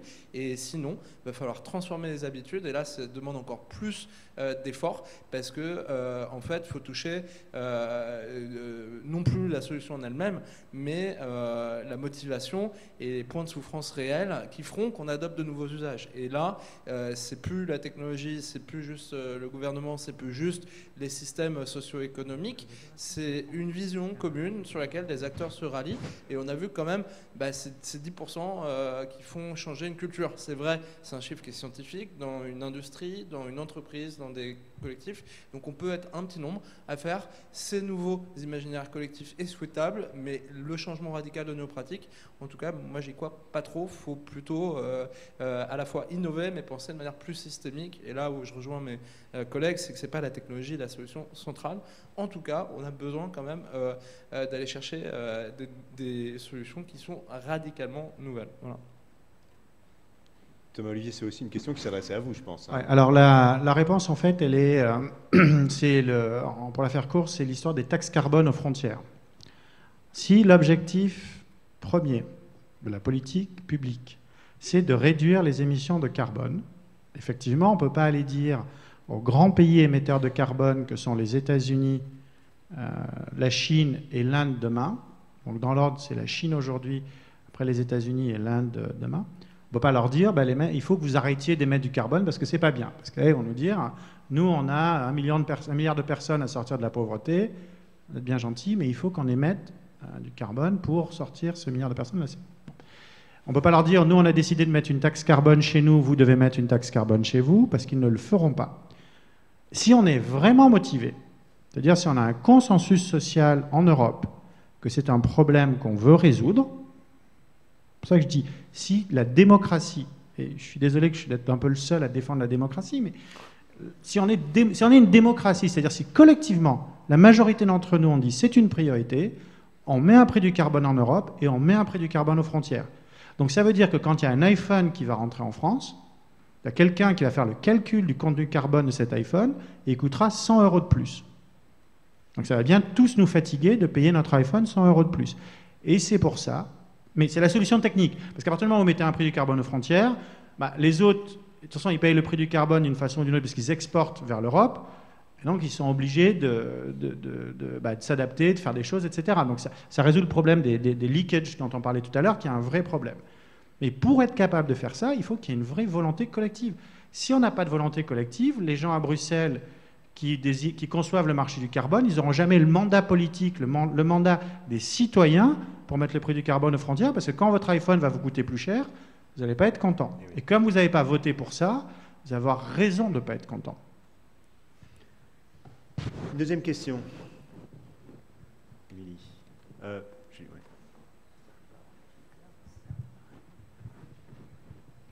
Je suis désolé, ça va encore être surtout pour vous, Thomas-Olivier Leutier, mais est-ce que c'est encore responsable de dire qu'en fait, dans le débat démocratique, on veut un débat démocratique, mais vous, en tant qu'économiste, est-ce que vous n'avez pas une responsabilité à dire qu'il faut mettre un marché, alors que le SEQE, il date de 2005, c'est-à-dire le marché carbone européen, qu'il a servi à peu près à rien, qu'on a 30 ans pour jouer, là en 15 ans on n'a rien fait, et la taxe carbone, elle a commencé à 7 € en 2014, on a un rapport en 2019 qui a dit qu'il fallait la mettre à 250 € pour qu'elle soit vraiment utile. Et pourtant, à 80 €, on a eu une grosse crise sociale en France et ça n'a pas pu aller plus loin. Donc est-ce que c'est responsable de parler de prix dans le marché, ou est-ce que dans le débat démocratique, il ne faut pas justement que vous parliez plus d'être responsable sur la quantité et du coup de limiter les quantités de consommation et d'émissions de carbone, plutôt que de parler de prix et de marché? Merci. Alors, c'est une très bonne question. Je pense que ça illustre exactement le propos. Il y a eu je crois que c'était lors du congrès de Kyoto, la conférence de Kyoto en 92, les États européens sont revenus de Kyoto en disant on va mettre un marché du carbone en place. Donc ils ont mis un marché du carbone, et ce qu'ils ont fait, c'est qu'ils ont fait une négociation entre États, et ils ont émis trop de certificats de carbone, donc il y avait trop de quantité de carbone qui était autorisée à circuler, et donc là, la microéconomie, pour ceux qui ont fait la première année de fac, plus il y a de quantité, plus les prix sont bas. Donc bizarrement, les prix étaient très bas. Après, il y a eu la crise financière de 2008 et les émissions ont encore baissé. Donc les prix sont restés très bas. Ce que ça veut dire, c'est quand vous n'avez pas de mandat démocratique pour faire quelque chose, c'est la bureaucratie bien pensante, bienveillante, bien intentionnée qui prend les décisions. Mais comme ils n'ont pas de mandat démocratique, ils ne peuvent pas prendre les décisions qui conduisent à un vrai comportement. La taxe carbone, qui a mis la moitié de la France dans la rue, ou tout au moins les gilets jaunes dans la rue l'année dernière, il n'y avait pas de mandat démocratique pour ça. Non, il y avait les gens, encore une fois, les gens, quand on sort de Paris, les gilets jaunes, il se trouve que j'habitais à la campagne avant d'être à Paris. Les gens là-bas, le problème des pingouins, ce n'est pas leur problème. Leur problème, c'est le fait que les écoles ferment, que les maternités ferment, que les hôpitaux ferment dans les campagnes, qu'ils sont obligés de faire des dizaines de kilomètres en voiture pour amener leurs enfants à l'école et pour aller faire leurs courses. Et donc, dans la mesure où il n'y a pas de débat démocratique, quand vous mettez une taxe sur les gens, ils ne comprennent pas. Et c'est pour ça que j'insiste en disant, mon propos, c'est pas de dire, mon propos, c'est de dire, il faut une vraie volonté démocratique et d'expliquer comment, et d'expliquer pourquoi on va mettre un prix au carbone. Et après, les économistes, on fera notre travail de dire, il faut un marché, il faut une taxe, il faut un machin, il faut un truc. Mais le point de départ, c'est une vraie volonté collective pour le faire. Sinon, après, les solutions techniques ne sont pas très compliquées à mettre en œuvre. Mais ce que je vous dis, c'est qu'il faut une volonté collective. Il faut qu'il y ait un vrai débat là-dessus. Il faut inviter un politologue la prochaine fois, parce que c'est quand même des lois, aussi iniques soient-elles, qui ont été votées par des représentants élus. Donc qu'est-ce qu'on appelle la démocratie? Est-ce que la démocratie représentative n'est plus les démocraties? Parce qu'en fait, par exemple, les portiques sur l'écotaxe qu'on a démontés après les bonnets rouges, elle avait été pensée par la gauche, présentée par la droite et votée à l'unanimité, moins une voix, je crois, à l'Assemblée nationale. Et on a quand même démonté les portiques. Donc ça veut dire que c'était plus démocratique, l'Assemblée n'était pas représentative du pays. C'est sans doute le cas, mais à ce moment-là, il faut se poser d'autres questions. Ça veut dire que nous ne sommes pas en démocratie.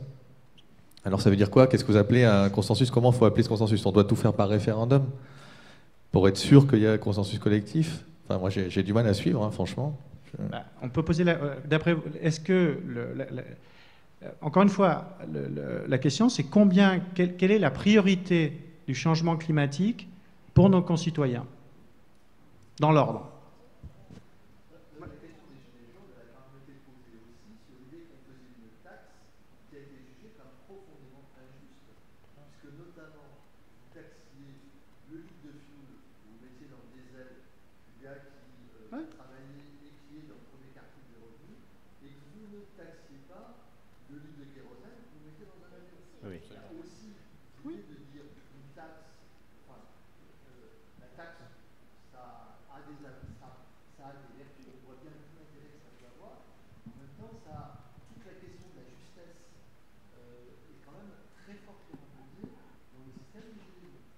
Alors, soyez sympa d'avoir le micro avant de prendre la parole, c'est mieux pour les autres et puis pour l'organisation générale. Il y a encore deux niveaux de réponse. Le premier niveau de réponse, qui est le plus facile, c'est une réponse technique. C'est le truc du techno.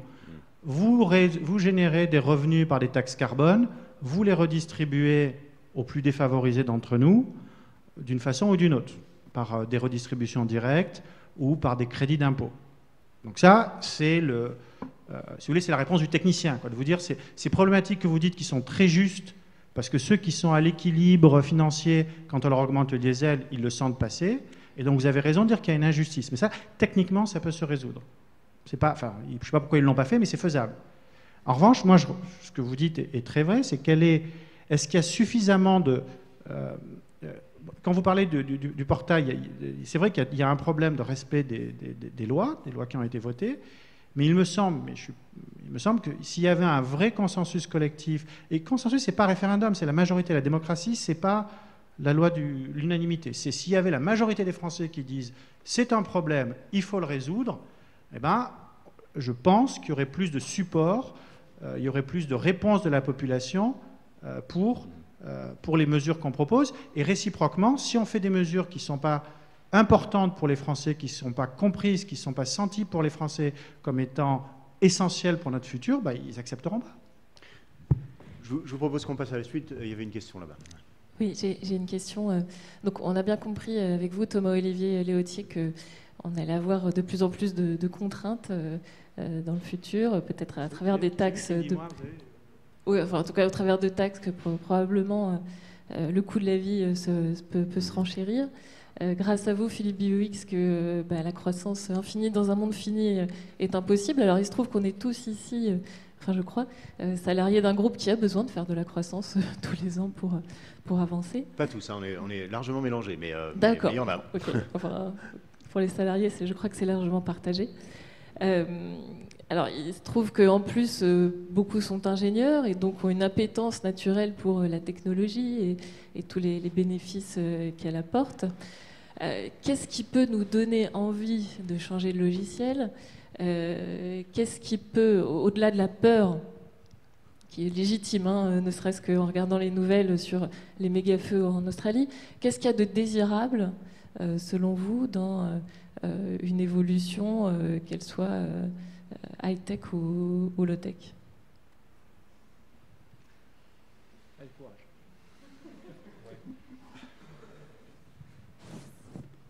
Regardez tous. Non, au niveau individuel, je vais commencer par au niveau de l'entreprise, puisque moi, c'est une grande question, puisque je suis aussi responsable de l'ESG, donc environnement social et gouvernance chez Demeter.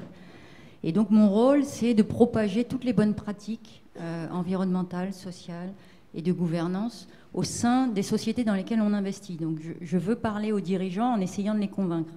Et j'ai bien vu que de mettre la contrainte sur eux en leur disant c'est pas bien et la banquise fond et tout ça, ça leur parle pas. Et donc je suis convaincue qu'il faut leur parler avec leurs propres mots et donc leur parler en termes de création de valeur. Et donc c'est ce que j'essaye de faire en leur montrant que s'ils ont des préoccupations environnementales, en fait ça va apporter du bon à leur entreprise. Pourquoi ?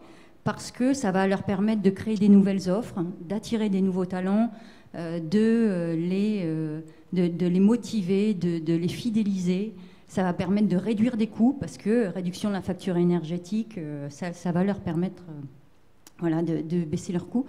Et donc, pour moi, il faut parler création de valeur. Alors voilà, donc adapter ça à l'individu. Effectivement, je pense qu'aujourd'hui, les individus, quand ils font des choix d'achat, le côté environnemental, c'est pas le premier critère de choix. Et donc le prix reste encore un bon critère. Donc je pense qu'il faut favoriser les solutions qui, à coût égal, vont avoir un impact environnemental positif. C'est une conviction personnelle. Et je crois que vous vous retrouvez tous sur ce point. En tout cas. Ouais, moi j'ajouterais que je pense que c'est un impensé économique, et moi je rêverais que, au-delà des économistes diraient, je sais pas comment on dit, classique, voilà, pardon. J'allais dire libéraux, mais peut-être ça serait connoté, alors que c'est, oui, mais je voulais mettre aucune, rien de négatif dans ce terme. En fait, on a des économistes aussi hétérodoxes, un peu, qui sont plutôt sur une logique de dire il faut créer de la monnaie, il faut faire des grands plans d'investissement public, etc. Donc finalement, c'est un débat autour de quel est le rôle de la puissance publique. Est-ce qu'on va plus vers la taxe et le réglementaire? Est-ce qu'on va plus vers le signal prix d'une manière ou d'une autre? Et en fait, moi, je suis un peu désespéré que dans ce panel possible, bien, personne aujourd'hui, à ma connaissance, ne réfléchit sur ce que serait un système économique, juste pour pas se faire peur, on va dire de post-croissance, juste stable, quoi. John Stuart Mill, 19e siècle, l'économie stationnaire, juste ça. Pas dire qu'on va faire de la décroissance, pas se faire peur, on va stresser sinon, et de dire, il y a un moment ou un autre, la population mondiale va normalement arrêter de croître, par exemple. Puis à un moment ou un autre, peut-être on va tous atteindre une certaine durée de vie. Un certain niveau de vie, une certaine durée de vie. Donc, il y a un moment ou un autre, peut-être tout ça se stabiliserait, je ne sais pas, pour ne pas aller jusqu'aux chiffres absurdes. Eh bien, comment fonctionne le système économique à ce moment-là? Personne bosse dessus. Je pense qu'aujourd'hui, le fait juste d'attendre un retour sur investissement ou des intérêts d'un prêt, moi je pense modestement, sans avoir fait aucune étude d'économie, oblige la masse monétaire à augmenter, sinon il y a un crack régulier, parce qu'en fait les débiteurs ne peuvent plus rembourser aux créanciers, puisqu'en fait il faut qu'il y ait des intérêts plus le principal. Et donc, l'augmentation de la masse monétaire, elle implique de la croissance. C'est-à-dire que s'il n'y a pas croissance, il y a crise de dette, il y a effondrement, soit des dettes publiques, soit des dettes privées, des dettes des particuliers, des entreprises. Et donc on n'a pas de système qui permet aussi de verser des retraites, des trucs, dans un monde sans croissance. Il me semble que c'est un problème, sauf à croire qu'on peut faire du découplage à l'infini, mais si on considère que le découplage a ses limites et qu'on commence par taper parce qu'il y a le plus d'impact et ensuite ça va devenir dur parce qu'il faudra gratter l'os, je pense qu'on n'a pas inventé le système économique de demain. Alors ça n'empêche pas les entreprises de dire je vais croître dans un certain marché qui peut être en croissance ou en décroissance. La destruction créatrice schumpeterienne fait qu'il y a des marchés en croissance et en décroissance depuis très longtemps. Bon voilà, on peut jouer là-dedans, mais globalement, au niveau, disons, macroéconomique, il me semble qu'on a un impensé assez fort. Et alors, en redescendant l'individu, bon, moi, du coup, je suis dirigeant aussi, je pense. Enfin, il faut que je relise mon contrat de travail, mais moi, ça ne me fait pas du tout fantasmer la création de valeur. Je ne devrais pas le dire, hein, mais moi, en fait, j'ai un problème d'individu, quoi. J'ai un problème de dissonance cognitive. C'est-à-dire, je rentre chez moi et il faut que je regarde mes enfants dans les yeux et je ne leur parle pas de création de valeur. Je n'ai pas du tout envie de leur parler de création de valeur. D'autres choses, genre, de dire que tiens, j'essaye de moins pourrir la planète que les autres, quoi. Ce qui est très très très très difficile, hein, parce qu'en chasser dans un système global. Ça n'empêche pas. Potentiellement, ça n'empêche pas, dans un certain nombre de cas précis, sont-ils généralisables? C'est la question, c'était toute la question de ce soir. Donc, ça n'empêche pas. Donc, les chanceux et chanceuses comme vous ont trouvé l'endroit où on fait les deux, on coche toutes les cases. Mais beaucoup de gens, j'en ai peur, y compris les jeunes ingénieurs qui sortent d'école, etc., qui ont signé massivement des appels, et donc qui sont effectivement des gens qu'il faudra demain attirer, retenir, etc., et donner du sens. Il faut trouver un job, et ils ne sont pas tous pour sauver la planète, quoi. Enfin, en tout cas, me semble-t-il. Je sais que c'est pas bien, mais c'est comme ça. Et il me semble que cette dissonance cognitive va aller croissant, hein, et que ça va craqueler, quoi. Et que ça va craqueler à tous les niveaux de l'entreprise, des dirigeants jusqu'à toute personne qui est arrivée la semaine dernière dans l'entreprise. Et qu'il va falloir le régler. Et pour le régler, c'est qu'il va falloir effectivement que les entreprises qui veulent pas que tout se craquelle, eh bien, ce sens, elles l'assument réellement. Et elles l'assument, y compris en bousculant leurs fournisseurs, y compris en bousculant leurs clients, y compris en se bousculant ensemble dans les confréries, les fédérations, en se tapant du coude en disant mais si on faisait ça. Et je vais prendre juste un exemple. Les voitures, vous savez que les voitures aujourd'hui qui sont vendues, sont mises sur le marché en France, émettent plus de CO2 cette année que l'année dernière. L'année dernière, elles émettaient plus de CO2 que l'année d'avant. Donc on a des ingénieurs, des milliers d'ingénieurs qui bossent à optimiser les motorisations, mais les voitures émettent plus de CO2. Tout simplement parce que la voiture moyenne, son poids augmente. La performance des voitures augmente, le poids des voitures augmente, on vend plus de SUV et moins de petites voitures, et donc on met des voitures sur le marché qui émettent plus de CO2. Il y a un moyen terriblement simple de régler ça, terriblement juste, c'est de dire je taxe ou je réglemente, c'est-à-dire j'interdis la voiture qui fait plus d'une tonne 5, ou une tonne 4, ou une tonne 3, ou bien je taxe au kilo. Donc quand je suis gilet jaune et j'ai une petite voiture pour aller à la maternelle, ça va, j'ai pas de taxe. Puis par contre, quand j'ai une voiture d'une tonne 8, ça va causer, même si elle est électrique. Ça, c'est facile à faire, on pourrait le faire. Voilà. Donc c'est des choses qui... mais on pourrait imaginer de le faire, soit parce qu'effectivement il y aurait un consensus collectif politique qui permette de le faire, pourquoi pas, voyons ce qui émerge peut-être de la Convention citoyenne, par exemple, soit parce que la Fédération des constructeurs automobiles européens irait voir Bruxelles en disant mais nous, allez-y, taxez-nous sur le CO2, taxez-nous sur le poids, et on est prêt, on veut y aller, on va y aller tous ensemble. Évidemment, c'est très dur à faire, parce que dans les constructeurs automobiles européens, il y en a qui aiment bien faire des grosses voitures, qui s'exportent bien aussi. Mais on pourrait tout à fait imaginer d'avoir une Europe qui devienne championne de la construction de la petite voiture écolo, très peu consommatrice de ressources. On peut même, vous savez qu'on n'est même pas obligé de changer les voitures. En fait, aujourd'hui, on change les voitures parce que les moteurs arrivent en fin de vie. Quand vous avez votre réfrigérateur chez vous qui tombe en panne ou la chaudière, vous mettez pas la maison par terre pour la reconstruire. On pourrait changer juste les moteurs des voitures. Bon. Pourquoi on ne fait pas tout ça? Parce que derrière, il y a des enjeux économiques compliqués, y compris d'emploi et tout ça. Mais voilà, donc on peut imaginer des choses qui se passent à différents niveaux dans les écosystèmes d'entreprise, mais à condition d'avoir un peu de courage. Moi, j'ai fait dire à un grand patron automobile, c'est sur Internet, disant mais attendez, on est ingénieurs tous les deux, le meilleur moyen de baisser le CO2, c'est de faire des petites voitures qui pèsent rien et qui avancent pas vite. Et sa réponse a été oui, forcément, parce qu'il avait du mal à me dire autre chose. Bon, maintenant, c'est pas ça. Pour la gamme, pourtant, c'est difficile pour lui de faire un harakiri en disant c'est super, je vais diviser mon chiffre d'affaires par 3 et je vais avoir de l'impact. Diablement, il en aurait. Ou alors les clients partiraient, j'en sais rien. Mais imaginons, rêvons un peu, quitte à Éthiopie, que tous les constructeurs automobiles européens ou que le droit d'immatriculation en Europe aurait cet enjeu-là. Mais d'un claquement de doigts, vous faites moins 30, moins 40% des émissions de CO2 des émissions de voitures. Voilà. C'est des exemples parmi d'autres. Mais pour ça, il faut qu'on ait un discours de vérité. Il faut qu'on commence à oser un peu. Donc j'essaye de libérer la parole. Là, je suis un peu Et je pense on dit beaucoup plus de choses déjà aujourd'hui qu'il y a 5 ans ou il y a 10 ans. C'est ça le côté optimiste. Hein. Ce discours-là, il est inaudible, indicible, inexprimable il y a 10 ans. Aujourd'hui, c'est super. Merci. Donc voilà. Donc ça va bouger. Et le référentiel d'aujourd'hui, le référentiel dans 10 ans, ça ne sera pas le référentiel d'aujourd'hui. Ça va bouger et j'espère que ça va bouger assez vite. Et on peut tous y contribuer, et à tous les niveaux, et au niveau personnel comme professionnel. Merci. Pardon, j'ai été long, je sentais que ça trépignait. Oui, non, parce que simplement, je voudrais en fait... Sans donner un peu la pêche, parce que bon, il faut rentrer à la maison, à pied. Non, maintenant donner une possibilité donc, eh bien, à l'ensemble des personnes qui ont bien voulu venir ce soir eh bien, d'interagir avec vous directement. Je propose qu'on en reste là. Il y a un verre qu'on peut partager ici avec ceux d'entre vous qui resteront. Je vous remercie donc de chacune de vos interventions.